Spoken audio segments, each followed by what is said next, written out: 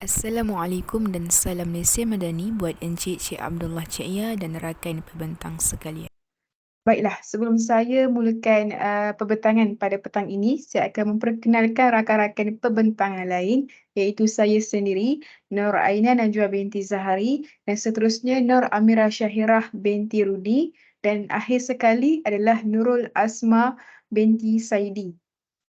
Seterusnya, baiklah, apa yang kami akan bincangkan pada petang ini adalah pengenalan tentang teori interteks ataupun teori intertekstualiti, prinsip-prinsip interteks dan juga kesimpulan.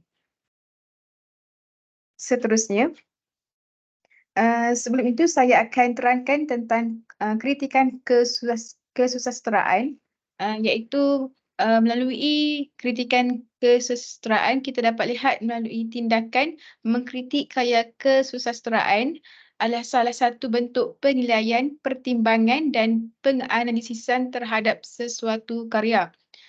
Kritikan sastra terbahagi kepada dua, iaitu kritikan teori dan kritikan amali. Kritikan amali merupakan kritikan yang melibatkan individu dan juga penulis secara langsung, manakala kritikan teori adalah kritikan yang meliputi perbincangan tentang definisi, prinsip, konsep dan sebagainya. Oleh itu, kami akan bincangkan tentang teori intertekstualiti.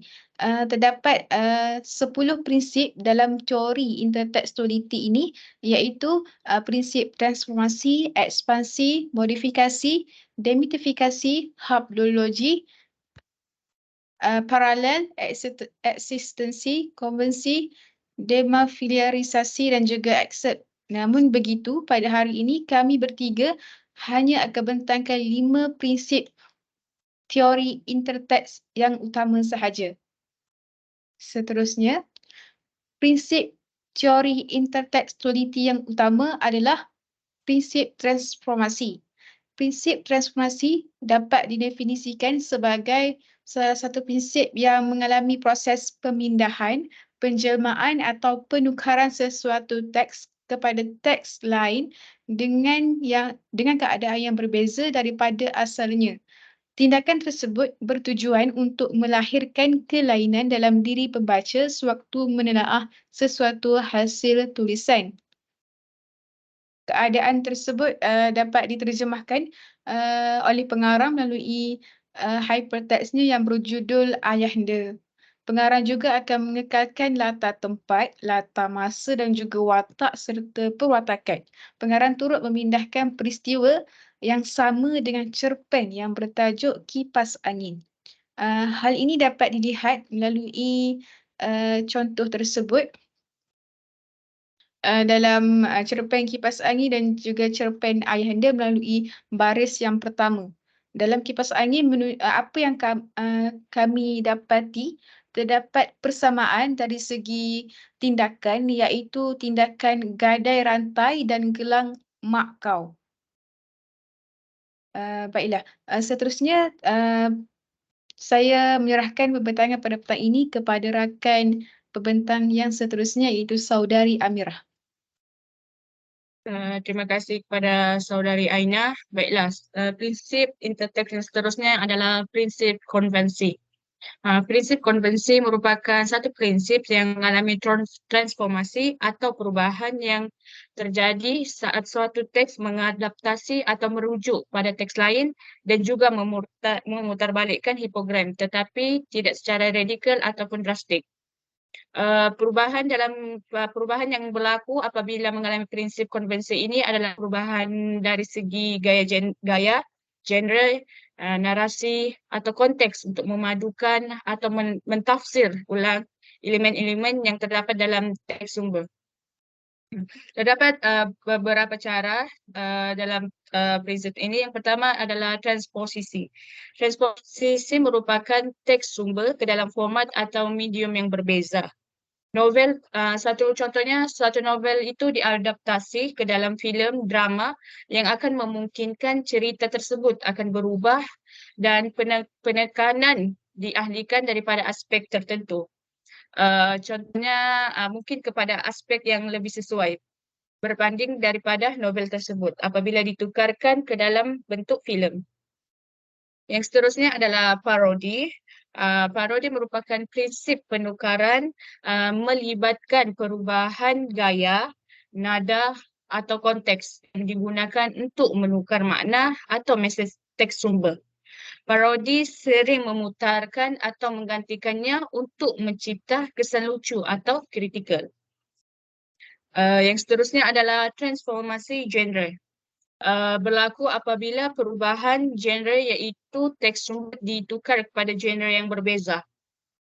Contohnya novel penciptaan sejarah boleh dijadikan filem aksi yang menggambarkan peristiwa sejarah, iaitu boleh dijadikan filem-filem aksi. Maksudnya di sini suatu novel itu boleh menggunakan kepelbagaian genre apabila dijadikan sesuatu filem. Seterusnya ialah kiasan. Kiasan merupakan teks merujuk kepada teks lain dengan memasukkan sesuatu rujukan lain secara langsung atau tidak langsung. Fungsi kiasan ini sebenarnya untuk mencipta lapisan makna tambahan, menghubungkan teks baharu dengan warisan budaya atau intelektual tertentu. Contoh bagi contoh karya yang mengalami prinsip ini adalah Senja di Pelabuhan Kecil yang dicipta oleh Khairul Anwar. Sebenarnya puisi ini dikatakan mengalami prinsip ini kerana puisi Khairul Anwar ini telah membangkitkan kekayaan bahasa serta memperlihatkan perubahan yang amat ketara. Seterusnya ialah prinsip ekspansi. Prinsip ekspansi merupakan proses mengembangkan atau menambah makna yang berlaku apabila teks baharu atau meneruskan teks sumber yang sedia ada. Melibatkan penambahan unsur-unsur baharu, mentafsir semula, mengisi kekosongan atau membuat penambahan pada teks sumber yang sedia ada. Terdapat beberapa proses dan prinsip ekspansi iaitu pembangunan watak, iaitu memberikan maklumat lanjut tentang latar belakang watak, motivasi atau perkembangan yang tidak jelas secara terperinci dalam teks sumber. Watak mendapat dimensi baru dan lebih mendalam. Seterusnya adalah pencerahan tema atau konsep. Dia boleh berlaku dengan meneruskan atau membangunkan tema atau konsep yang terdapat dalam teks sumber. Teks baharu itu akan meluaskan pemahaman tentang tema atau konsep yang sedia ada. Contohnya cerpen Sumur daripada Mawar Syafi'i, iaitu penulis memperlihatkan unsur interteks dari segi pembangunan watak, iaitu melalui ekspansi watak Siti Aisyah. Sebenarnya penulis memilih nama watak tersebut kerana dia sangat signifikan dengan penulis, iaitu Asjah merupakan seorang wanita yang kuat dan tabah setelah anaknya meninggal dunia.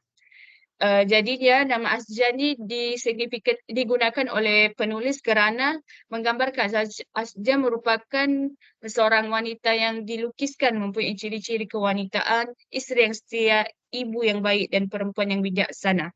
Dengan cara ini sebenarnya telah mengangkat status dan peranan wanita dalam kebanyakan karya oleh Mawar Syafi'i. Seterusnya saya serahkan pembentangan kepada Nurul Asma. Terima kasih kepada Saudari Amirah. Prinsip intertekstualiti yang seterusnya ialah prinsip modifikasi. Prinsip modifikasi ni didefinisikan sebagai proses pengubahsuaian sesuatu keadaan atau sifat sesuatu itu supaya sesuai dengan keperluan seperti situasi, sifat dan tujuan. Prinsip ini dia merangkumi proses penyesuaian, perubahan, pengguguran, pembaikan atau pindaan yang dilakukan terhadap sesebuah teks dalam sesebuah karya penulisan. Contoh karya yang mengalami proses modifikasi ialah novel Sinar Papal. Ni jika kita dapat lihat teks asalnya disampaikan secara terus dan dalam bentuk yang ringkas. Manakala jika kita tengok apabila teks asal tu mengalami proses modifikasi, ianya diubah dalam menggunakan dialog.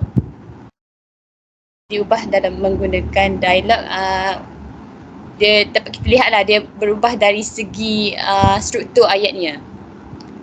Berdasarkan contoh yang dinyatakan tu, jelaslah menunjukkan bahawa teks novel Sinar Papal ni telah mengalami proses pengubahsuaian dari segi struktur ayatnya.